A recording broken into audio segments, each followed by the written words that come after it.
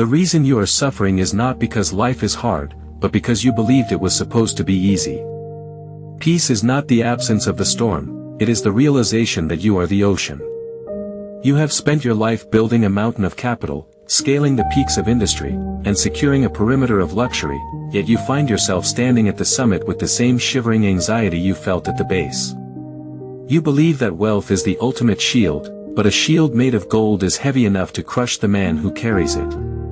Most people work to get rich so they can finally stop worrying, only to discover that the more they own, the more they are owned by the fear of losing it.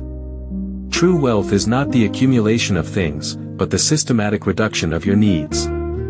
You are not a master of your domain if your heartbeat is synchronized with the fluctuations of a market you cannot control. The first architectural rule of the resilient mind is that subtraction is the only real addition. In the boardroom, you are taught to scale, to grow, and to dominate. But the soul operates on a law of diminishing returns. Every asset you acquire creates a corresponding liability in your attention. If you own a sprawling estate, you own its maintenance, its taxes, and its vulnerabilities. To be truly wealthy is to possess everything while being possessed by nothing. Zen calls this non-attachment, but the Stoic views it as strategic indifference. You must be able to walk away from your empire at a moment's notice without losing a single ounce of your character. If your identity is tied to your net worth, you have handed the keys of your internal fortress to a world that does not care about your survival. Consider the paradox of the golden cage. Many men work until they are 60 to buy a freedom they were too exhausted to enjoy at 30. They sacrifice their internal locus of control for an external display of power. But power that can be taken away by a market crash, a legal dispute, or a changing tide is not power. It is a temporary loan with high interest. The architect of internal resilience understands that the only true assets are the ones that remain after a shipwreck. Can you lose your bank account and still be the most formidable, composed, and visionary person in the room? If the answer is no, you are not wealthy, you are just a temporary custodian of currency. You seek security through surplus. This is your primary error. Security is found in the ability to endure scarcity. Seneca, one of the wealthiest men in Rome, would regularly spend days living like a pauper, eating stale bread and wearing coarse wool, specifically to prove to himself that his happiness was not a hostage to his fortune. This is the practice of premeditatio malorum, the premeditation of evils. By voluntarily stepping into the cold, you rob the winter of its power to frighten you. For the modern high-performer, this means detaching your ego from your comforts. When your self-worth is a fluctuating ticker symbol, you are a slave to the noise of the world. You must cultivate a state of anti-fragility, where stress doesn't just fail to break you, but actually serves to make you stronger. We must address the currency of time, the only resource that is truly non-renewable. The wealthy often trade their most finite resource for their most infinite one. You can always make another million, but you cannot buy back the hour you spent in a state of resentment or distraction. Marcus Aurelius reminded himself that even if he lived 3,000 years, he could only lose the present moment, because that is all he ever has.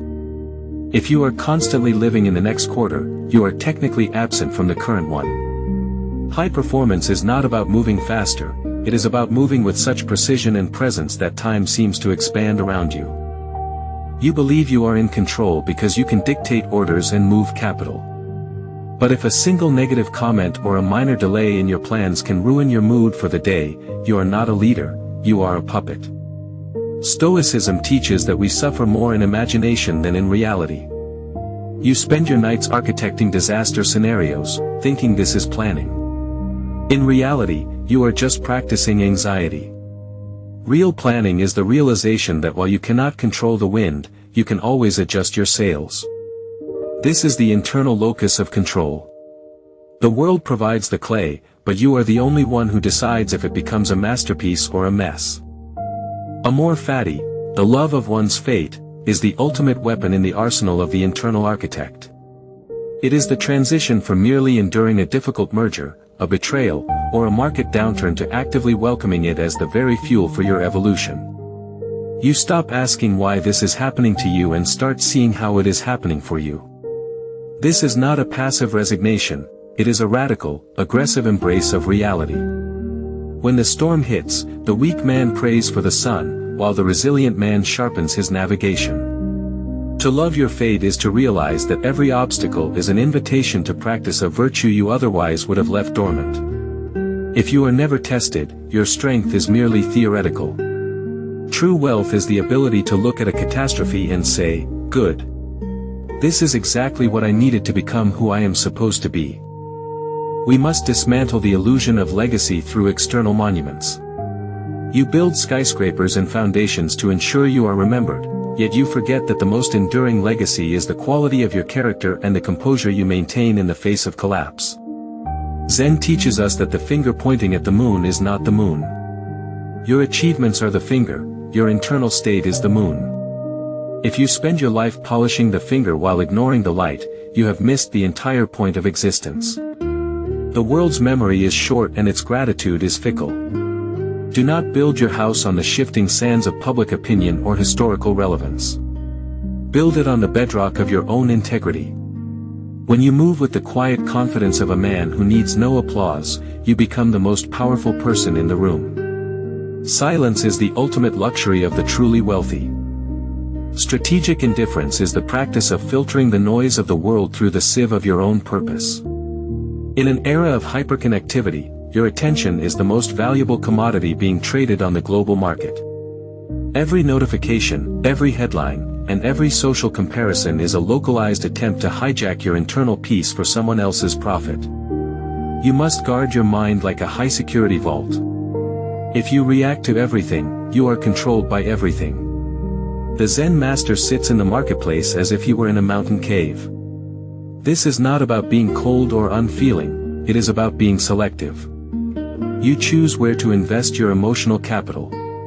Most people are bankrupt by noon because they have spent their energy on things that do not matter and people they do not even like. Radical acceptance is the final bridge to the fortress. It is the realization that the universe is under no obligation to make sense to you or to follow your business plan. You accept the present moment with the same neutrality that you accept the law of gravity.